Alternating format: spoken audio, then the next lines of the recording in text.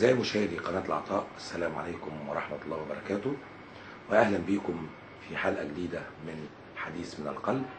النهاردة حديثنا من القلب مختلف، فيه رأي ورأي آخر، فيه نقاش، فيه حوار. معانا الدكتور إبراهيم غريب، رئيس مجلس إدارة جمعية شباب مصر. أهلا بيك يا دكتور. أهلا بيك. معانا الأستاذ محمد زغلول، رئيس مجلس إدارة جمعية مستقبل الكفيف ومستشار هيئة أصول الثقافة بجمهورية مصر العربية. أهلا بيك يا أستاذ محمد. مرحبا، أهلا وسهلا بك وبمشاهديك. أنتوا منورين النهاردة، وإحنا طبعا في إطار مهرجان نجوم العطاء اللي إحنا عاملينه في قناة العطاء. عايزين نسأل بقى الدكتور إبراهيم، إيه رأي حضرتك في فكرة المهرجان؟ طبعا احنا بنسأل حضرتك بصفتك انت طبعا مبصر واستاذ في علم الاجتماع، ايه رأيك في فكرة المهرجان؟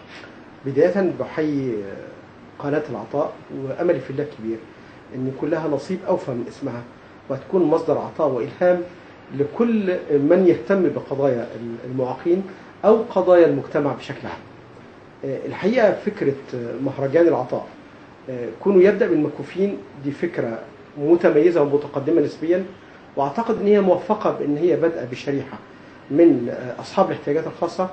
هم يمكن شريحة لها جذر تاريخي نسبيا، لها نماذج واشكال من الممارسة تأصلت نسبيا في المجتمع المصري، واعتقد ان تبقى فرصة النجاح وفرصة الارتقاء بهذه الشريحة اكبر بكتير من لو كنا بدأنا بأي شريحة اخرى، وبالتالي تصبح مقدمة او بادرة. لما نجتر او نجيب بعدها كل الفئات الاخرى، يبقى فرص النجاح للفئات الاخرى هتبقى افضل كتير قوي، لان التجربه الاولانيه هيكون لها نصيب اكبر من النجاح ان شاء الله. قناه العطاء يا استاذ محمد، انت ليك تعليق في اسمها. نعم. قناه العطاء، ايه رايك في هذا الاسم؟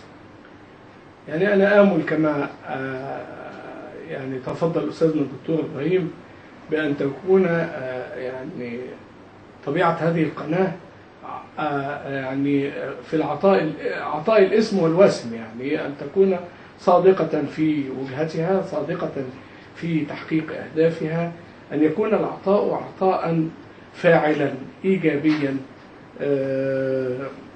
مؤثرا، ليس داعيا إلى الدعة ولا مرتكنا إلى الراحة ولا يعني ما يكونش عطاء من طرف واحد. نعم. طب وايه رايك لو كان عطاء متبادل؟ هذا ما ندعو اليه جميعا. يعني كل محتاج الاخر. هذه رسالتنا ورساله القناه، يعني رسالتنا في الجمعيه التي اشرف برئاستها، وفي الاداره التي اشرف بتولي المسؤوليه عنها من قبل الهيئه العامه لقصور الثقافه، ورساله القناه، الرسالتان متحدتان وتلتقيان حول الهدف الواحد المعلن، وهو تحقق هذا التكامل المتبادل المشترك بين فئات المجتمع بأسر. احنا يا دكتور ابراهيم هنتكلم عن رسالة المهرجان او هدف من ضمن اهداف المهرجان بتاعنا، وهو تغيير نظرة الاعلام تجاه الكفيف وتغيير ثقافة الكفيف تجاه نفسه. ايه رأي حضرتك في اللي بيحصل من الاعلام تجاه الكفيف؟ الحقيقة لما نتكلم عن الإعلام خلينا نتكلم على قاعدة أوسع، وهي بنتكلم عن رؤية المجتمع للكفيف بشكل خاص وللمعاق بشكل عام. رؤية المجتمع للأسف الشديد بتستقطب ما بين طرفين، طرف إهمال ونبذ أو نوع من الشفقة والتدليل، والرؤيتين غير صحيحتين بالمرة. الموقف الوسطي اللي مفروض يتبناه المجتمع ويتبناه الإعلام، وناخدها بالتبادلية. احنا ممكن يتبنى الإعلام حتى يمكن أن يمثل المجتمع كله، وهي دي الرؤية اللي أعتقد أن ممكن القناة تتبناها وتقدر تحقق بيها نوع من التقدم الاجتماعي حقيقي في المجتمع، أن تتغير رؤية المجتمع للمعاق. لا هي إهمال ونبذ ولا هي شفقة وتدليل، ولكنها رؤية موضوعية لإنسان طبيعي قادر فعلا على أن يعطي، قادر أن يتقدم وينمو، قادر أن يحظى بفرص، قادر أن يكون مبدع، وقادر أن يكون إنسان سوي عادي قادر يمارس حياته. اللي هي صفة العادية. الصفة العادية. كون ما يبث عن بعض الوان الدراما او بعض الوان البرامج التلفزيونيه من اثاره شفقه او نوع من اللي بقول ابتزاز المشاعر، ده كلام غير طبيعي وغير صحيح بالمره. طب ما في ظاهره جديده دلوقتي طالعه بقى ان هو ابله، يعني مش عارف حاجه يعني ده طرف فيه نوع من المهانه الانسانيه كمان. وده كلام غير طبيعي وغير صحيح بالمره. لازم تكون الرؤيه الوسطيه. هذا الشخص انسان عادي، اذا كان ابتلي بنقص في بعض الحواس فهو ليست نهايه المطاف وليست نهايه الكون، ولكنه قادر ان يستعيض بقدراته الاخرى ويتحرك وينمو ويتقدم زي اي فرد سوي. انا لا اتحدث عن شخص عاجز ولا شخص معجز، انا بتحدث عن شخص قادر يواجه الحياه، قادر ياخد قرار، قادر ينمو ويختار قراراته في الحياه. طب ما يمكن مثلا الاستاذ محمد زغلول وهو رئيس مجلس اداره جمعيه خيريه ومستشار في وزاره الثقافه ورجل له باع طويل في العمل الثقافي، يزعل قوي لما ما حدش يسلط عليه الضوء في عمله الكبير اللي هو بيعمله. ايه رايك يا استاذ محمد؟ لا، هو غضبي في المساله دي مش هياتي من احساس ذاتي بان انا اريد ان يسلط احد علي شخصيا الاضواء، انما انا اود ان تسلط الاضواء على ما اقوم به وما يقوم به غيري من المتعاونين معي في مجال تاكيد وتقديم الخدمه الثقافيه او الوعي الاجتماعي المنشود من خلال ما أؤديه من عمل. إذا أنت بتوافق الدكتور إبراهيم في أنه المفروض لا داعي للشفقة ولا داعي للتدليل. في شهر 12 الماضي ونحن نحتفل باليوم العالمي للمعاقين أقمنا مؤتمرا أسميناه، وده كان المؤتمر الأول بتقيمه الهيئة العامة للثقافة في ظل رئاسة الأستاذ الدكتور أحمد مجاهد وفي ظل استحداث الإدارة الجديدة. أسميناه ثقافة التواصل بين المجتمع وذوي الاحتياجات الخاصة. قدمت فيه بعض الأبحاث العلمية في كل المجالات ألقت الضوء على نماذج مشرقة ومتألقة عبر التاريخ ومن خلال التراث مرورا بالعصر الحديث بما يحتويه من نماذج وشخصيات بارعة ومتألقة في مجالاتها المتعددة. أردنا بهذا أن نسلط الضوء على هذه النماذج المشرقة من خلال حضور المؤتمر من قبل الإعلاميين، يعني كان حضورا كاسحا للإعلاميين، ومن خلال ما طرح من أبحاث خلال كتاب أبحاث المؤتمر. طب الدكتور إبراهيم، حضرتك قلت المجتمع بشكل أوسع، المجتمع لابد أن هو يتغير. إزاي أغير ثقافة هذا المجتمع؟ إزاي أبدأ أغيرها؟ دايما المجتمع كالقطار، هناك قاطرة وعربات. النخب والإعلام هي قاطرة المجتمع، فإذا ما تغيرت لهجة الإعلام والنخب الثقافية والسياسية والنخب الاجتماعية داخل المجتمع، مؤكد لازم تكون الحصيلة أن يتغير المجتمع كله وتتغير النظرة للمعاق في المجتمع كله. إذا المسألة مطلوب من كل النخب أن تتبنى خطاب موضوعي ومحترم عن المعاق، موضوعي بيقدر قدرات المعاق، بيقدر أنه شخص يقدر أن يعيش ويأخذ القرار ويبقى كالأسوياء. وهذا الخطاب الموضوعي هو في النهاية اللي هينطبع ويسود في المجتمع كله، ولكن لابد من أن تكون هناك قاطرة واعية مدركة موضوعية علمية مهنية. تبدأ من بثقة. تبدأ من الإعلام. تبدأ من الإعلام والنخب. والنخب والمتخصصين، لأن النخب دول فيهم متخصصين لازم يكونوا بيقودوا الفكرة. طيب إيه الإعلام؟ وبنقول إحنا يعني هنحاول نعمل ثورة بسيطة لتغيير وجهة نظر المجتمع. النخب تعمل إيه؟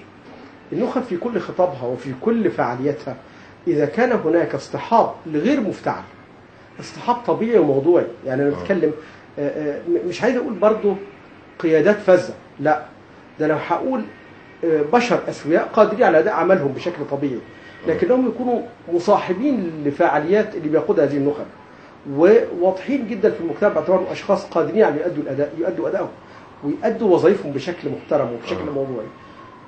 يكفي هذه الفعاليات في وجود هؤلاء الناس ان اقول هؤلاء الناس لا هم عاجزين ولا معجزين، هؤلاء الناس يؤدوا ادوارهم الطبيعيه بشكل محترم وبشكل موجز وفعال، وبالتالي لازم ياخد حقه الطبيعي كانسان بيمارس الحياه ويمارس دوره الوظيفي.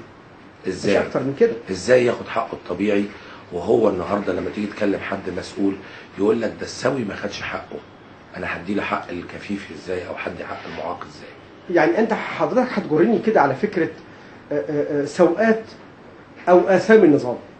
النظام من يحكم عندما يتحدث ويقول ان معلش عشان يعني انهي نظام عشان ما نحدد واحنا هنروح في ده انهي نظام. لا يا فندم، من يملك القرار. ايوه من يملك القرار، لان من يملك القرار اذا كان بيتحجج انه فشل في ان يؤمن للاسوياء وظائف، وبالتالي بيحتج بهذا انه ما يامنش لذوي الاحتياجات الخاصه، يبقى العيب المشكله عنده مش عندي انا، مش عندي ذوي الاحتياجات الخاصه ولا عندي انا كسوي. المشكله عنده هو. ايه هو دوره في الحياه؟ اذا كان عاجز ان يوظف ويجد فرص لشباب اسوياء وغير اسوياء، اسوياء ومعاقين، عاجز لهم فرص حياه كريمه، فليرحل وياتي غيره يدبر هذا الامر. تمام مظبوط. انما ما يحتجش علي الخطأ، بيحتاج علي يقول انا افسدت فانا سامحني في ان افسد في الاخر، لا يمكن. طب للتعليم يا استاذ محمد منذ الصغر سواء كان للمعاق او للسوي دور في هذا التغيير؟ لا شك ان يكون للتعليم دور بارز في هذا الموضوع، على اعتبار انه يجنح الى تعديل انماط السلوك تجاه ذوي الاحتياجات الخاصه. قضيه الدمج بين المعاق وقرينه السوي. انت كفيف خريج مدارس داخليه وانت صغير؟ لا انا خريج الازهر، نبت فيه وترعرعت في الازهر. يعني انت من انصار الدمج، يعني نعم. عشت تجربه الدمج. نعم. هل الدمج اثر او هيأثر في هذا التغيير؟ هيؤثر كثيرا، لانه هينشئ جيل من الواعين المدركين باهميه الحياه التبادليه بين كافه اطراف الحياه. لما يشعر الانسان السوي، انا كنت في دراستي اثناء سنوات الدراسه يعني كان يحتاج الي السوي في شيء وانا احتاج اليه في شيء اخر. انا احتاج اليه ان يقرا لي وهو يحتاج ان اشرح له ما قرأ لي. فهناك علاقه تبادليه تكاملية فيما بيني وبين السوي. تعرف الطرفين على بعض. أنا لا أود أن ينظر الناس على العلاقة ما بين السوي والمعاق على أنه إحنا وهم. لا، على أنه نحن جميعا. الكل يحتاج إلى الآخر. نعم. طيب دكتور إبراهيم، حضرتك يعني اتكلمنا عن الإعلام واتكلمنا عن كيفية تفعيل دور الإعلام في توجيه ثقافة المجتمع. ازاي يقوم الإعلام ويغير هذه الثقافة؟ يمكن فكرة تسليط الأضواء على المعجزين بيخلي الصورة وكأنها دي نماذج طفرة. وأنا معلش اسمح لي في دقيقتين أحكي تجربة، لأن أحيانا يولد فقدان حاسة أو بعض الإمكانيات يولد قدرة غير طبيعية. يعني وانا براقب الاستاذ محمد زغلول بيتكلم دلوقتي، هو غيره يملك بصرا وهو يملك فهما، فتساوت الامور. بالعكس، اذا اتكلمنا عن البصر والفهم قد يعلو الفهم البصر، فهو هناك من يقرا له ولكنه يفهم من يقرا له. فالقصه بقت التوازن هنا. هو لديه احتياج بالفعل لان لديه القدره من ايه تولد الفهم؟ ربما من قدره للتركيز ومحاوله التعويض، وبالتالي بقت موجوده. كنا في تجربة سنة 85 في بني سويف، ورحلة قام بيها معاقين حركيا ومعاقين ومكفوفين، وراحوا يزوروا تل العمارنة. لم أكن أتصور إن هم بهذه القدرة الإبداعية وهذا التواصل، إنهم في حالة الصحبة المكفوف يسند المبتور، والمبتور يدل الكفيف ويشرح له ما يراه. وبالتالي رجعوا الاثنين من الرحله وهم مالكين كل يعني كالمبصرين كالاسوياء تماما في الاستمتاع بالرحله، وكل معالمها واضحه ومرسومه في اذهانهم، لا يختلف تماما. لو قلت لي انا انت اخصائي اجتماعي روح حل لي المشكله ديت، اقسم بالله لا استطيع. هنا عايز اقف عند حاجه مهمه جدا. افق ومستويات ابداع ذوي الاحتياجات الخاصه لا يمكن أن نحصرها عقليا أو نظريا، لا، ده هنا موقف الحاجة قد يولد إبداعا ويولد تجارب ويولد حلولا لم تكن مطروحة على الإطلاق. ولا تقدر انت تتخيلها. احنا صورنا واحد كفيف يا دكتور، بصفة بقى اهتمام حضرتك بعلم الاجتماع، بيعمل من الورق بتاع الحاجات الحلويات اشكال يحتاجها هو ببيته، زي سبت، زي رمود للتلفزيون، لكل الحاجات هو بيعملها وهو قاعد بدل ما يشتري. تدوير. هقول لحضرتك بقى، شوف من يملك او يتصور ان ده ممكن يكون ده حل او تصرف او عمل. لا، ده كان خارج كل تصورنا. لو حبينا نطرح ما يمكن ان يجول بخاطرنا من حلول او ابداعات منهم مش هنتصور دي. عشان كده هيؤتى بجديد، ولكن يملكوا الفرصه، يمكنوا تماما. وانا سعيد جدا بفكره التمكين الثقافي.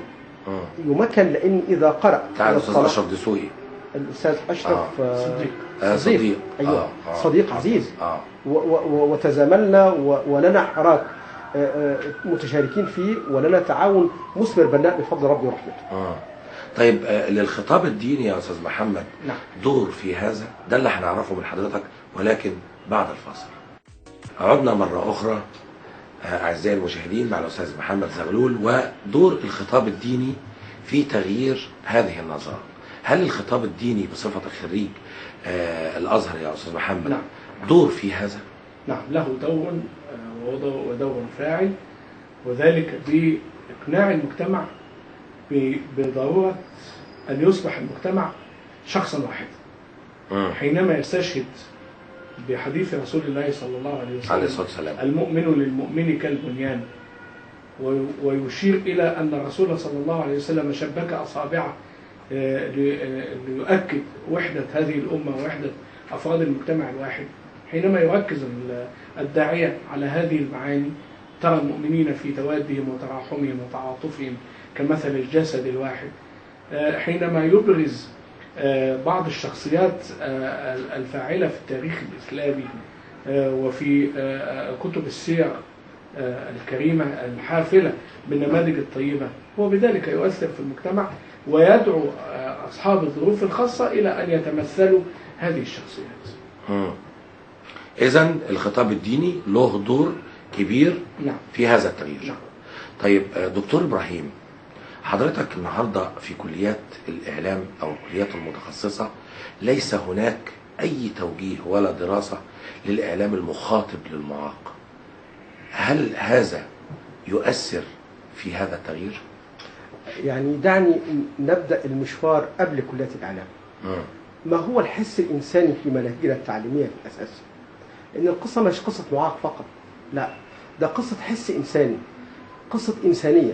ما هي قيمة الإنسان في المجتمع في الكون؟ ما هي قيمة الإنسان عند ربنا سبحانه وتعالى؟ الكلام ده عندما يبث لازم يبث في مناهج من أول خالص، من بدري قوي تبث هذه الأفكار في المناهج، ولا عايزين مراكز تأهيل نفسي؟ لا لا لا لا، أنا بتكلم على فكرة الإنسانية كيف تبث في المناهج من بدري. عشان عندما تبلور فكرة الإنسانية في شكل برامج وفي شكل أداءات وفي شكل تفاعل، يظل الأرضية والحصيرة الخرسانية هي فكرة الإنسانية. طب ما ده موجود في المناهج يا دكتور إبراهيم، موجود ان المسلم للمسلم كالبنيان المرصوص، وموجود ان لازم يكون الاخ في عون اخيه، يعني الحاجات دي كلها موجوده، والتعاون كل ده موجود ولكن لا يفعل عملي. ما هي القصه حتى المناهج صماء. المناهج عندما بتطرح باعتبارها نصوص، لا يمكن ان تفعل ولا تبرمج.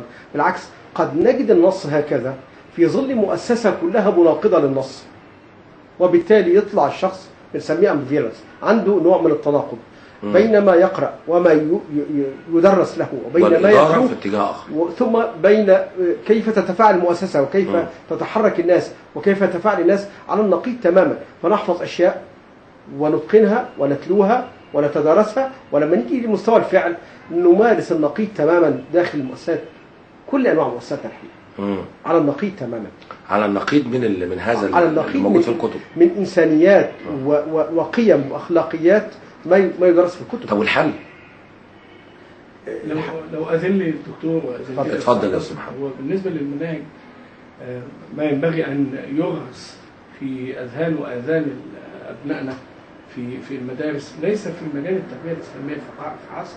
يعني ما ذكرته حضرتك من نصوص المؤمن للمؤمن كالبنيان، وانا برضه ذكرت هذا فيما يتعلق بالخطاب الديني.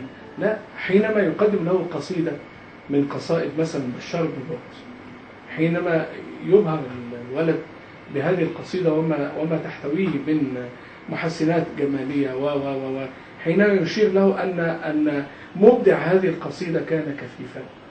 طب ما هو عنده طه حسين ويلقي له ضوء، ما انا هقول لك، ويلقي له ضوء على بعض نماذج من حياة بشار، بعض نماذج من حياة طه حسين الإيجابية، مش مجرد ان هو يركز على أنه كان يعامل في الأزهر بشكل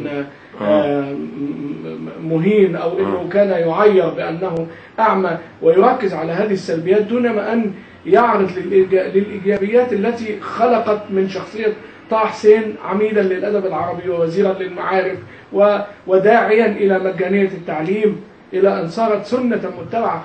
ده أصبحت عقدة يا أستاذ محمد، يعني في بعض المناقشات مع بعض الأصدقاء أصبح التسليط على طه حسين بشكل يعني بالشكل اللي حضرتك قلته، بيركز على عهده أو على ظروفه الصحية أو على إعاقته أكتر من عقليته.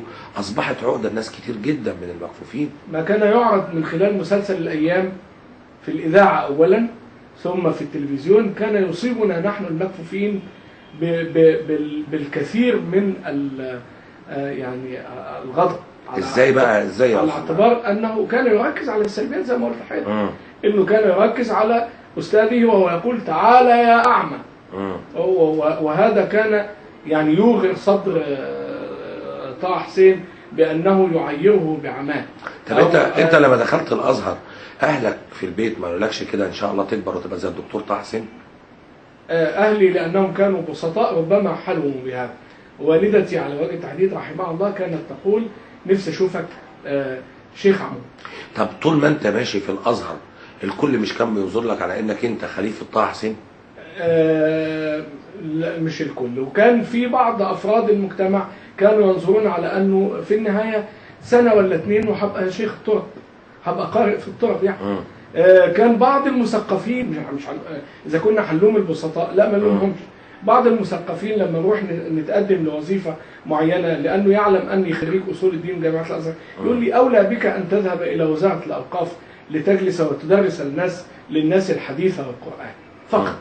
هو يرى أن قدراتي محدودة عند هذا الحد.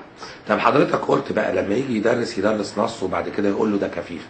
أنا رديت عليك وقلت لك ما هو في نموذج واضح وسافر في التعليم هو الدكتور طه حسين، مذكور دايما والكل يعرفه، كل الطلبة أسوياء ومعاقين يعرفوا قصة طه حسين وقضية طه حسين. طب هو في أكتر من كده معرفة؟ لا، هو لا يطالبهم بمعرفة القصة، هو يلقي يعني العبء على الطالب بمعرفة فنيات القصة، فنيات الأدبية، إنما لا يدرس له كفاح طه حسين ومقاومته لهذه الإعاقة وتحديه لهذه الظروف داخل وخارج مصر. طب ايه هذا تاني؟ الكلام لابد ان يعلم. ايه تاني من التعليم؟ ايه تاني من التعليم؟ حين يذكر احد اصحاب الاختراعات والابتكارات العلمية من ذوي الظروف الخاصة لكنهم غير معروفين، يعني حينما يذكر بيتهوفن كرائد من رواد الموسيقى وكان يعاني من الصمم في بعض مراحل حياته. يعني انا عايز اقول ان انا اركز على الشخص لا لأثير شفقة الناس حوله، وإنما لأجعله نموذجا يحتذى ومثلا يرتجى أن يكون الشخص مثله في يوم من الأيام أو أفضل منه كمان. إنما أنت ما تقوليش يا رب شوفك طه حسين، أنت قول لي يا رب شوفك أحسن من طه حسين أو أن تمكن كما ممكن طه حسين. طه حسين ممكن، وربنا منحه الفرصة والموهبة لكي يقود الحركة الثقافية والعلمية والتعليمية في مصر. هناك كثير من الأفذاذ في مصر لكنهم لا تلقى عليهم الأضواء ولا يعرفهم الناس. أنا حسأل حضرتك في قضية أو في نموذج دكتور طه حسين، وربما يكون نموذج طه حسين هو أحد النماذج اللي بتدين المجتمع المصري والثقافة المصرية. تمام. إدانة. ليه؟ إزاي بقى؟ لأن طه حسين لم يلمع صيته ولم يظهر ظهورا إلا عندما ترك المجتمع المصري وسافر إلى أوروبا. لما طول ما هو كان في المجتمع المصري تنه مطحون وتنه مقهور وتنه مذلول، فعندما انطلق إلى الخارج قدروا الموهبة وخرج ورجع تاني، فاحنا استقبلناه لأنه اعترفت به أوروبا فاعترفنا به. عمل دكتوراه في فرنسا فاعترفنا به. وبالتالي يظل حتى المجتمع المصري لا يلقي أو لا يقدر الشخص إلا إذا كان هناك تقدير مسبق من الخارج، ولكن المجتمع نفسه يقدر أبنائه ويخرج أبنائه بالأفزاز ويقول إن هم دولة الناس المضبوطين اللي قدروا يبدعوا ويكونوا معجزين. لا، ما حصلش. دي عقدة الخواجة مثلا. مظبوط. احنا كان التقييم للمجتمع المصري لطه حسين تابعا لتقييم أوروبا لطه حسين بعد ما راح فرنسا ورجع. وبالتالي ده دليل إدانة، دليل اتهام أن ما زال المجتمع يتعامل مع الكفيف باعتباره إما أن يكون مهملا منبوذا أو يكون مدللا مشفقا عليه، ولكنه نموذج يستطيع أن يجد لنفسه مكانة ويحفر لنفسه قيمة. لا، مش موجود لحد دلوقتي. وعايز الكلام ده نحن نتغنى فقط، ولكننا لا نرسي قواعد لاحترام هؤلاء الناس وتمكينهم حقيقي. طب أستاذ محمد، حضرتك في دلوقتي تعرف مكفوفين سافروا بره وأخذوا دكتوراه وتميزوا في مجالات كتير جدا، ليه ما تميزوش كما تميز طه حسين؟ هل زي ما الدكتور قال ولا في سبب آخر؟ حضرتك إنه يعني تأكيدا لكلام الدكتور: لا كرامة للنبي في وطنه. يعني لم يمنحوا هذه الفرصة التي منحها طه حسين. عندنا الدكتور مصطفى رجب أستاذ تربوي في كلية التربية جامعة أو بالعريش. عندنا كثيرون. عندنا الدكتور طه سلام خضير وهو أحد أساتذتي في جامعة الأزهر. عندنا الدكتور إبراهيم خليفة رائد من رواد التفسير القرآن في مصر. أيوة، ليه ما خدوش بقى؟ ليه ما خدوش؟ لم يمنحوا هذه الفرصة، وربما كانوا سببا في ذلك. هل فرصة السفر بره؟ سببا. فرصة السفر بره؟ فرصة السفر بره، وربما هم يعني عكفوا على البحث وطلب العلم، ولم يطلبوا من المجتمع أن يلقي. لم يبحثوا عن الأضواء. لم يكتسبوا الإعلام ولم يعرضوا. طيب في ناس كتير سافرت بره من المكفوفين ورجعت بدكتوراه ورجعت برضه بحاجات كتير جدا وما أخذتش نفس اللي أخذه طه حسين. يعني هو يعني هل لكثرة لماذا طه حسين؟ واحنا قلنا هو الدكتور زويل لولا أخذ نوبل من خارج مصر كانت احتفت به مصر. طب ما يمكن لكثرة المكفوفين اللي أخذوا الدكتوراه دلوقتي يا أستاذ محمد، يعني اشمعنى؟ لأنه هو سافر. الكثرة ميزة وليست عيبا، لأن الكثرة تنشئ كتيبة كبيرة من المثقفين الذين يؤثرون في المجتمع، وهذا دورهم. وإذا حصلوا على دكتوراه واعتزلوا الناس فلا قيمة لا للدرجة العلمية التي حصلوا عليها ولا قيمة للجهد الذي بذلوه طوال حياتهم. إنما طه حسين عاد وأراد أن يؤثر في المجتمع بما رآه وشاهده في باريس وفي الدول الأوروبية، وأراد أن يغير أنماط المجتمع من خلال علمه ومن خلال رسالاته التي ناقشها والدرجات العلمية التي حصل عليها. تمام. بس احنا برضه بقول يا دكتور والأستاذ عبد الباسط، برضه الإعلام والدراما أستاذ يحيى العلمي وغيره ركزوا على الجوانب السلبية التي تثير شفقة الناس حول طه حسين. لكن هناك من الساسة وهناك من رواد الصحافة من أخذوا بيد طه حسين ومكنوه من الكتابة في الصحف المصرية ومكنوه من السفر، وهذا لا يذكر. لماذا لا يذكر؟ يعني إذا ما كان هناك فضل لأحد لابد أن يذكر. طيب احنا أستاذ محمد هنتكلم بقى بصفة ان انت ذكرت الدراما، هنتكلم عن الدراما وعن الإعلام. الدكتور إبراهيم برضو مش عايز يجاوبنا عليه ان دور الإعلام في هذا التغيير، ولكن بعد الفاصل. عدنا أعزائي المشاهدين ونشوف بقى دور الإعلام مع الدكتور إبراهيم والأستاذ محمد في تغيير ثقافة المجتمع. الحقيقة دور الإعلام ما زلت مصر أنه هو القاطرة. إذا كنا بنينا ثقافة الإنسانية داخل ولادنا وهم صغيرين، يجب أن الحرفية داخل كليات الإعلام توجب وتلزم الإعلاميين أنهم عندما يتناولوا قضايا المعاقين أو المكفوفين يكون من منطلق موضوعي ومتخصص. الحقيقة أحيانا تغلب النزعة الشخصية أو حالة الإنسانية السلبية على المؤدي أو الإعلامي فيثير القضية بالكامل. عندما أتناول قضية خاصة بمكفوفين أو أتناول قضية خاصة بمعاقين أو ذوي احتياجات خاصة، لازم يكون لدي من العلم والمعرفة والتخصص اللي يخلي أتناول القضية بشكل موضوعي ومحترم وإيجابي يؤدي إلى دفع القضية للأمام وإلى حصول الناس دي على حقوقها. وأنا ما أقصدش الحقوق بالشكل ده، لا، حقوقها في إن هي تجد الفرصة لتتمكن وتتقدم بنفسها. بس ده دوركم يا دكتور، انتوا كعلماء اجتماع واساتذه علم اجتماع، ان انتوا تدخلوا المجال ده وحتى لو بالاقحام. يعني لابد ان انتوا تدخلوا هذا المجال داخل كليات الاعلام وتدرسوا للطلبه، لانه لا يمكن الاستاذ الاعلامي بدون علم اجتماع وعلم نفس هذه النوعيه من البشر مش ممكن هيقدر يتعامل معاه. فلا بد من دوركم انتوا في ان انتوا دوركم داخل الكليات. ده دور الاجتماعيين في كليات الإعلام، ثم دور الاجتماعيين في البرامج اللي بتوجه أو اللي مخصصة للفئات الخاصة. يجب أن يكون حتى ضبط البرنامج وما يدور فيه من حوار لازم يكون وراهم متخصص، ودي كمان وظيفة نقابات مهنية. في نقابة اسمها نقابة المهن الاجتماعية، يجب أن تقف عند هذا الحد، لدرجة أنا يعني عندي اعتراضات على كثير حتى من برامج حل المشكلات بتقع في سقطات خطيرة جدا. ولما نيجي نتحدث عن كلمة معاقين أو ذوي احتياجات خاصة، لما يدار حوار حوالين هذا الموضوع، إذا لم يكن الحوار أي معنى التخصص والإعلامي اللي بيدير الحوار شرب واستقى تماما كيف يدير هذا الحوار وكيف يبنيه على تخصص محترم، لا يمكن أن يكون الحوار مثمرا ولا البرنامج بناء وقادرا على أن يعطي فرصة كبيرة وجيدة للمعاقين عشان يتمكنوا من أداء أدوارهم وممارسة الحياة. الاجتهادات لا يمكن أن تثمر في عالم غلب عليه التخصص والمعرفة المتخصصة.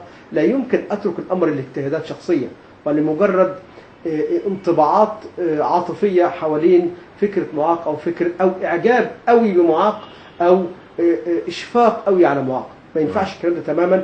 المسألة بمنتهى الموضوعية. حتى أنا بشوف ساعات نظرات الإشفاق من المذيعين لما يكون ضيف معاق أو طفل معاق هي لا تجوز تمام. بالعكس، ده كان في نظرات إرادة وموضوعية. أنت تملك القرار، أنت تملك أنك تسير حياتك ولك الحق في الاختيار، ولكن لازم يكون في حالة، وده اللي معجب بيه، حالة تمكين في الأول.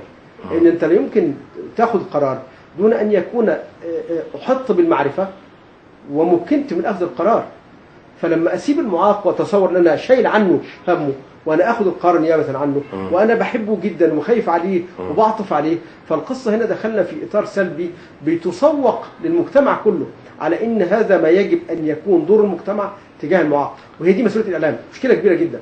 ده من الناحية بقى العلمية. أيوه. ناخدها بقى تطبيقيا على الأستاذ محمد. أستاذ محمد، إيه أثر بعض الأعمال الدرامية أو البرامجية اللي بتوجه بشكل خاطئ عليك أنت شخصيا؟ احنا طبعا نستاء مما يعني نشاهده او نسمعه من بعض الاعمال الروائيه سواء في السينما او في التلفزيون او في المسرح، حين تصور الكفيف او تصور المعاق على انه كم مهمل، على انه كتله معطله، على انه شخص ابله يساوي ما كان يعرف في الادبيات قديما ببهلول، وان بهلول هذا يبقى هو بتاع ربنا. بتاع ربنا ده سيبه، ده بركه، ده بتاع ربنا اللي هو يعني له مظهر مسيء ومذل ينسبه الى الله والى اهليته لله واهليه الله له. هذا كلام يعني نحن نستاء منه. وحينما يتندر بعض الفنانين باختيار شخصية من الشخصيات المعاقة ويصورها على أنها شخصية لا تصلح إلا أن تكون متسولة، زي فيلم المتسول للفنان الكبير عادل إمام، ويتندر فيديله واحد الصدقة اللي عايز يديها له فيقول له لا أنا عايز $1، فيقول له أنت عرفت منين إنه ده مش $1؟ فيقول له أنا إكمل نعمة يبقى ما بشوفش. يعني هذا تندر غير حميد الحقيقة. استخدام الإعاقة بالفكاهة وده لا يجوز على سبيل السخرية. وعلى فكرة الكلام ده ما بيقعش على المعاق، ده بيوقع الطبيب النفساني، وبيقع على المدرس، وبيقع على المحامي. وأنا أرى أن بعض شخصيات المعاقين في مصر هم الذين يعني مكنوا هؤلاء من السخرية بهم. فلما يطلع لي واحد من مشاهير المبتهلين في مصر لما يطلع في مباراة رياضية ويرى وهو يرتدي الزي الذي ينسبونه إلى الإسلام خطأ طبعا، ويرتدي ويرقص ابتهاجا بفوز فريق على فريق، هذا يسيء إلى نفسه ويسيء إلى إخوانه من المعاقين والمكفوفين. وهم ياخدوا بقى النموذج ده ويجعلوه موديل بقى. دكتور إبراهيم، كيف نثقف أو ما هي أهم الإرشادات التي توجهها كأستاذ في علم الاجتماع للكفيف كي يثقف نفسه تجاه نفسه؟ الحقيقة تثقيف نفسه ده ضمن البرنامج الرائع اللي معمول حوالين الكتب بطريقة برايل. لا، أنا لا أقصد الثقافة العلمية، ولكن أقصد الثقافة الاجتماعية تجاه السلوك. ده نموذج ممارسة، وأنا يمكن أذكر بعض المشاهد. فكرة إن المكفوفين بيحجموا عن المشاركة في معسكر، بيحجموا، لأن على فكرة كان في كرة اسمها كرة الجرس، عاملين بطولة فيه، وبنذيعها في القناة هنا على طول. كنا بندير معسكرات للمكفوفين في الأزهر، وكان الأول مرة عملناها سنة 83، أول مرة نعمل معسكرات للمعاقين ككل في الأزهر وخصوصا المكفوفين. فكرة إن هو يحجم على هذا الأمر ده جزء غلط في ثقافته، لأن لا يمكن إنه يتفاعل ويدمج في المجتمع إلا عندما يمارس ويجرب بلا أي نوع من الخوف أو الإحجام أو حالة الحرج اللي ممكن يكون فيها. إن المسألة يجب أن تقنن، ويجب إن كل قائمين على المعسكر بيبدأوا يبرمجوا إزاي هذا المكفوف يستفيد من المعسكر ويعيش التجربة ويسعد بيها ويستمتع ويخرج بنفس المكاسب في حياة العسكرة اللي بيعيشها الأسواق بشكل طبيعي جدا. فإذا فكرة الإحجام عن المشاركة في الحياة أحد معوقات إدماج الكفيف وتمكينه من ممارسة الحياة وتثقيفه في المجتمع بشكل عام. لأن الثقافة هي احتكاك وتفاعل بالآخرين، فلو أحجم ولو قل تفاعله فالفكرة إنه دايما هيبقى محصوله من الوعي بالآخر والوعي بثقافة الآخر والإدراك بالآخر أقل بكثير مما لو اندمج فعلا وتفاعل، حتى لو كان بدأ في البداية بعض الأخطاء يتحملها بروح رياضية جدا. والأمر لا يعني فكرة الفكاهة اللي بيتبناها الأستاذ محمد زغلول عجباني جدا. أنا عندما يمر بي الموقف أخذه على سبيل الفكاهة ولا أخذه بألم وحساسية، لأن أنا مواطن إنسان لي كرامتي ولي قدراتي، وإذا كان هناك ثمة خطأ حدث فالأمر يمكن تجاوزه بسهولة. لا يمكن أن يتم للكفيف الارتقاء بمستوى ثقافته وتفاعله إلا عندما يدخل في التفاعل ويجرؤ عليه ولا يحجم عنه ويتفاعل مع الآخر. إيه تاني يا دكتور؟ ده الجزء الأول في فكرة تفاعل الحياة. فكرة الوظيفة، فكرة المهارات، لازم يقبل ويقدم على المهارات. أي برامج مهارات موجودة لا يتصور أنه هو ما يقدرش عليها، خليه يتقدم وهو والآخرين يحاولوا يجدوا الوسيلة اللي المهارة تكتسب وبدون أي حساسية يدور.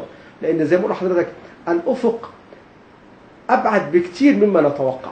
طب إيه رأيك في ظاهرة الشك؟ الشك هل دي من المعوقات اللي بتعوق يعني إحجامه عن بعض الأمور؟ الشك الحرج، أنا أقصد الحرج. لا الشك في إيه؟ هو دايما شكاك. أعتقد إنه دايما المعاق فيه نسبة شك أعلى من الإنسان العادي. يعني هعدي لحضرتك مثلا قلت لأكتر من واحد يجي يسجل معايا في البرنامج حاجة من تميزه، تعرف يقول لي إيه؟ هتديني كام؟ طب ليه؟ لأنك أنت هتاخد كام من ورايا؟ الله، أنا هنا هقف في دي بقى أستاذ عباس. دي مشكلة كبيرة، وأعتقد إن إحنا مرينا بيها في تجربة هنا عندما كنا ندعو بعض إخواننا. فأول سؤال قالوا أنا جاي الفعالية هحضر معاكم فهتدوني كام؟ هي المشكلة هنا هرجع وتاني رؤية المعاق لنفسه ورؤية المجتمع له. المجتمع الذي دلل وأشفق على المعاق لفترة طويلة فلا يتصور المعاق أنه يقوم بأي فعالية إلا أنه يأخذ ثمن أو نوع من المقابل لأي عطاء بيعطيه. ودي مشكلة حقيقية، بس هي إرث في رؤيه المجتمع للمعاق ورؤيه المعاق لذاته. يفيدنا فيها الاستاذ محمد اكتر. والله ما عنديش اي مشكله. ايه رايك يا استاذ محمد؟ لا، هو الحاصل انه لانه يعني في كثير من الاحيان قد لا يجد عملا، يعني المجتمع لا يوفر له فرصه عمل مناسبه وكريمه، فهو محتاج الى ان يتعايش، محتاج ان يعيش. بالاضافه الى انه يسمع عن ارقام خياليه يحصل عليها رواد العمل الاعلامي اللي بيحضر في برنامج ما، قبل ما يقوم بيدوله ظرف بآلاف، مش عايز اذكر عددها بالظبط. لما يسمع كتير عن ده، لما يسمع ان معلق رياضي يحصل في مقابل تعليقه على مباراة رياضية 12,000 دولار، وهو يعني لا يكاد يجد قوت يومه، او لا يكاد يجد ما يعيش به كريما. هو شأن كل الناس يود ان يعيش كريما. طب بلاش الاعلام. نعم. يمكن الاعلام غني وفيه فلوس، لما بتيجي تجيبه الجمعيه الخيريه وتقول له هات ختمك عشان اديك فلوس، يقول لك انت هتديني كام وانت خدت من ورايا كام؟ دي ما بتقابلش. لانه شاع عن بعض الجمعيات، طبعا لا نود ان نعمم، شاع عن بعض الجمعيات انها ترتزق من وراء الخدمات المقدمه للمعاقين. يعني هو يرتزق من وراء هذه الخدمات، هو يقدم خدمه بمبلغ ما ويعلن انه قدمها باضعاف هذه الخدمه، ويصور. هناك كان واحد من رؤساء الجمعيات السابقين كان يصور المكفوفين وهم يتناولون طعام الافطار في رمضان. عمليه سيئه جدا. خدت بال حضرتك؟ لانه يسوق هذا الافطار، فيرتزق من وراه ويربح ويسرى. فده يقول لك الله، ما احنا ما دمت تسرى من ورائي، ما احنا هنعيش عيشه فل يموت احنا كلنا. نرجع بقى للدكتور ابراهيم، ايه رايك انت بقى؟ هل هو له الحق؟ الحقيقه انا واقف مع الاستاذ محمد زهور في الجزئيه ديت، اختلف معه، لان انا متصور ان الكفيف هنا لديه ارث، وحتى عدم الثقه والشك هي قائمه بحكم الارث، لان الحقيقه كثير من منظمات المجتمع في حاله تعاطف معه، وفي حاله قد يكون التعاطف ايجابي، ولكن هو زي ما تقول ايه القضيه الفلسفيه القديمه، البيضه قبل الفرخه والفرخه قبل البيض. هو هل يمكن الاول عشان يقدر يرتزق ويعيش، ولا نديله فلوس عشان بعد كده يمكن؟ هي دي القصه. انا متصور ان من لا يقبل انه يمكن ويخش برامج عشان تزداد قدرته ويقدر هو بنفسه يثبت ان انا انسان قادر على الحياه وقادر على القرار وقادر على العمل وقادر على الانتاج، انا اعتقد ان هي دي ولو فيها شيء من القسوه، ولكن هذا المنهج الذي يجب ان يتبع. انا لا استقطب الكفيف، وهي دي برضو المساله. انا الكفيف بيروح عشان ياخذ ثم يصور ثم يرتزق من وراءه، القصه كده لا. الكفيف ياتي عشان يدرب، عشان يثقف، عشان يتعلم، عشان يقدر يختار، عشان يعرف اكتر، عشان يبقى قدراته اعلى، عشان لما يخش المجتمع يخش كفرد فاعل منتج ايجابي قادر ياخد قرار، وهو ده ما يجب ان يكون. هنا نبقى كسرنا المنظومه الثقافيه المتبادله، فكره اما مدلل واما مهمل منبوذ، وبالتالي المهمل المنبوذ بقى شاكك وعارف ان هو مجرد اداه، والمدلل منتظر العطاء بلا مقابل. انا كل شغلتي في الدنيا انا عندي حالة اعاقة، فعندما اتوجه لاي منظمة او اي مؤسسة علي ان اخذ في ايدي وانا مستريح، ومحدش يقول لي او يطالبني باي دور. الكلام ده غير صحيح بالمرة. هو انا بقول يعني اذا كان الخلاف امرا صحيا استاذنا الدكتور ابراهيم، فانا ارحب بالخلاف، لكن المكفوفين هنا للجنس، يعني تشمل كل المكفوفين، هذا امر طبعا غير محمود. نحن نتحدث عن فئه فئه تستريح الى هذا، تستمرئ هذا. انما انا واحد من الناس، ولا اود الحديث عن نفسي، شاركت في عشرات البرامج التلفزيونيه دون ما ان احصل على مليم واحد. ده الحق مع حضرتك، التعميم اكذب الحديث. نعم. عندما نتكلم فاحنا فعلا بنتكلم عن شرائح، ولكن هذه الشرائح انا بتكلم عن تشخيص معين، انها قد تكون بتتصرف بهذا الشكل لان المرجعيه لرؤيه المجتمع لها ورؤيتها لنفسها حكمت عليها بهذا الحكم، ويجب ان تخرج من هذا الحكم باسرع وقت ممكن. لكن لابد ان نتفق اولا يا دكتور اننا لابد او نرجو الا نجرد الكفيف من بشريته. لا يمكن، ده بالطبع يعني ده البشرية الطبيعة البشرية تميل إلى الانتفاع، وما دام لقى سبيل للانتفاع غيره يستفيد منه وينتفع منه، ما المانع أن يستفيد؟ إنما ليس بشرط ألا يجعله شرطا. لا المانع إذا جه في إبداعه. احنا بنتكلم في انه يظهر ابداعه. لكن لو انت جايبه بتاكله ولا جايبه بتديله اعانه وبتصوره، وهذا طبعا شيء بشع جدا، وشيء دايما هو اللي بيسيء للمعاق او للكفيف بشكل خاص. احنا بنتكلم في ان يظهر ابداعه لمصلحته. أيوة. لمصلحته هو.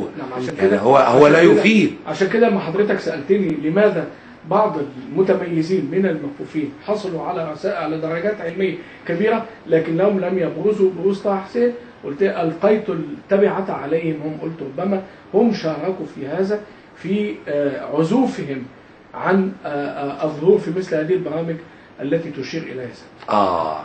شفت بقى يا دكتور، احنا وصلنا إلى أنه تغيير ثقافة الكفيف تجاه نفسه محتاجة مجهود كبير جدا. مؤكد. مظبوط. لأن ده حتى وصلت لأساتذة الجامعة. أيوة. طب إيه الحل بقى؟ الحل النهائي اللي هو روشتة صغيرة قوي في نقطتين 2 تديهم لكل كفيف عشان يخرج من هذا الإطار الضيق. لازم الكفيف بمكوناته إذا كان حصل على شهادات وممكن وقدرات. الفكرة المجتمع يتحمل مسؤولية ضخمة جدا. يعني دكتور طارق أبو الوفا ده راجل خد دكتوراه في التاريخ الإسلامي. عنده قضايا مع 4 أو 5 جامعات مصرية. الرجل بتأهيله تقدم إلى وظائف مدرس، ثم إذا بكل جامعة عندما تعلم أنه كفيف يسحب الأمر ويدار بشكل أو بآخر ويرفع قضية على الجامعة. هنا برضه ثقافة المجتمع حكمت، ورئيس الجامعة أو المسؤول في الجامعة يقول لك يعني أنا أتعامل مع مبصر يبقى أريح لي، وإذا كان في وفرة. طب وليه من الجامعات كلها مليانة أساتذة مكفوفين؟ اشمعنى هو اللي بيعملوا معاه كده؟ يعني لأن ربما دول أخذوا فرصتهم هم ولاد الجامعة نفسها ربما، لكن هذا هو ما حدث حقا، والرجل على قيد الحياة والقضايا مرفوعة والأمر سحب التعيين في 4 أو 5 جامعات. إذا المجتمع بيتحمل المسؤولية وبيحاول يتجنب فكرة المجاهدة والتعب، وهي مش مجاهدة ولا تعب، ده أنا مجرد ما بحط برنامج وبتعامل إزاي الأمور بتتحسن بشكل كويس. فجانب في المجتمع. إذا لتغيير الثقافة محتاجين تغيير ثقافة المجتمع والإعلام والكفيف تجاه نفسه. ايه رايك يا دكتور نخرج من النقاش والخلاف اللي بيننا وبين بعض؟ هل تعلم ان الاستاذ محمد زغلول منشد ديني رائع؟ ده جزء كبير من مشواري اليكم ان انا اسمعه. طب ايه رايك بقى احنا هنسمعه والراجل مش يعني ما فيش فلوس، مش هنسمعه مبدع ومن غير فلوس. لا ده بيدفع. ادي نموذج. ده بيدفع. يعني انا هدفع بالتي هي هدفع بالتي هي. احنا هنسمع قبل الانشاء اللي وزنتيه يا استاذ عبد الناصر. اتفضل. جزء من مسألة عزوف بعض الجامعات أو بعض الجهات الحكومية أو غير الحكومية في قبول المتميزين من الحاصلين على الدرجات العلمية هو برضو يا جماعة لابد أن نكون واقعيين. نحن يعني أنا لما أروح جامعة أو لما أروح وظيفة حكومية وبعدين أول ما أتعين على طول أخش على رئيسي في العمل وأقول له هو الحضور عندكم من الساعة كام من الساعة كام؟ فيقول لي عندي من الساعة 8:30 ل 2:30. أقول له بس أنا كفيف. إذا ثقافة كفيف. أنا أجي الساعة 11. الله أنا ثقافة كفيف. لا أنا أجي الساعة 11. أو ده في أسمى حالات لما يبقى عايز يجي كل يوم وينتظم في العمل. إنما في بقى في هذه الأيام اعتادت أن تعين ما تروحش وتروح كل يوم 29 توقع 29 يوم وتحصل على راتبها. هذا يعني نموذج سيء جدا جدا جدا ويجعل الناس يعزفون عن التعاون وقبول المكفوفين والمعاقين في هذا الموضوع. برضه بالنسبة للسفر للخارج ما احنا عندنا مشكلة. ليه الدول العربية كل ما نيجي نتعامل معاه يقول لك ما ببغي الكفيف؟ لأنه الكفيف هو رايح بيقول له أنا عايز موافق. أيوه. فبدل ما أدفع راتب لواحد هدفع راتب ل2. هو اللي بيحط العقبات مع نفسه. هو الذي يحط العقبات. هو الذي خلينا واقعيين ونعالج يعني أشياءنا بأنفسنا قبل أن يصدمنا بها غيرنا. وفي حاجة كمان يا أستاذ محمد، هو الجامعة دلوقتي كم دكتور خد دكتوراه من بره الجامعة وما تعينش؟ يعني اشمعنى مصر احنا ليه في ناخد؟ محمود الزكي في المنزلة دقهلية، أصغر واحد حصل على دكتوراه في اللغة العربية وأدبها في الأدب الأندلسي، وإلى الآن لم يعين وهو مدرس. وفي مبصرين ما تعينوش، وقد طرق كثيرا من الأبواب الله كي يعين. أصغر عنده 31 سنة دكتور إبراهيم، الله وحصل على دكتوراه. هو ألا يليق من قبيل بقى ونحن شعب نحب الاستثناء أن يستثنى هذا يا أخي، ويستثنى ليقدم عطاء، مش يستثنى ليعين ويحصل على انا استاذنك، هو لا يستثنى لانه كفيف. اذا استاذ محمد دكتور ابراهيم، المشكله لابد من تغيير الكفيف تجاه نفسه، والمجتمع تجاه الكفيف، والاعلام تجاه الكفيف، والانظمه. اذا هذه المشاكل لابد لها من حلول، وهذه الحلول عايزه وقت كبير، وطبعا احنا يعني لابد ان احنا نشترك كلنا في هذه الحلول، كل اللي يقدر على حاجه يعملها. نخرج بقى من هذه النقاشات ونسمع الاستاذ محمد زغلول. ايه رايك؟ نستمتع.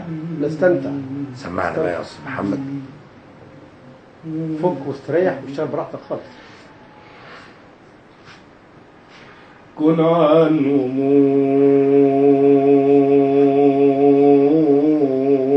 همومك معرضا، وكل الأمور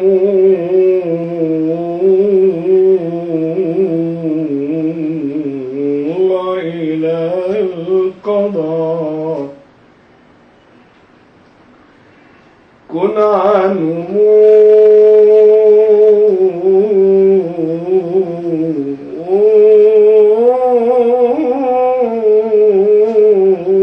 همومك معرضا. الله. وكل الأمور إلى القضاء. أبشر بخير عاجل تنسى به ما قد مضى. فلربما وسع المضيق، فلربما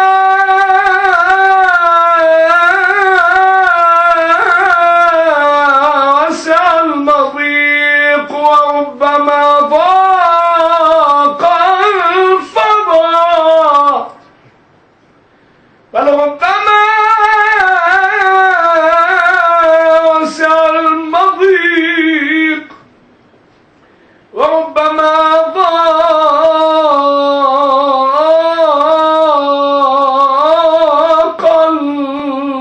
الفضاء.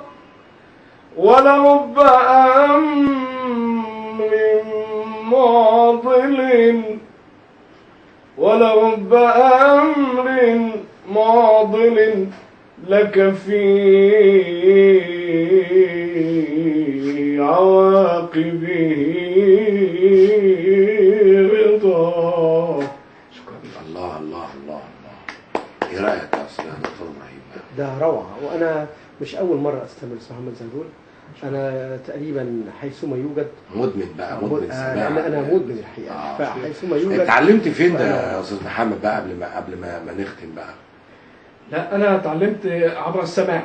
الله. أولا من أساتذتنا الكبار، الشيخ علي محمود والشيخ محمد الفيومي والشيخ إبراهيم الفران والشيخ